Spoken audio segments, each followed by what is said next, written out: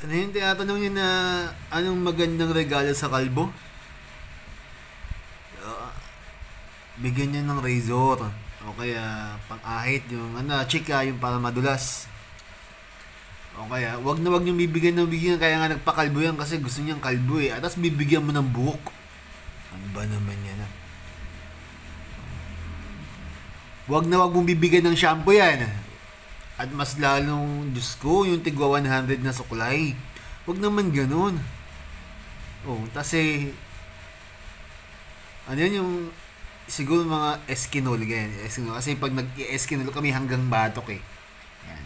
Alam mo naman yung mukha namin pag nag-eskinol kami o yung masters yan.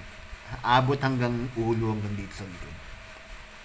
Kaya kung sino ka mang nagtanong ka kung anong magandang regalo sa kalbo, maawa ka sa sarili mo. Darating ang araw makakalbo ka rin. Kami patubo pa lang ang buhok namin pero ikaw makakalbo at makakalbo ka. Ay nako, inaantok na ako tapos ganyan pa yung mga post na nababasa ko.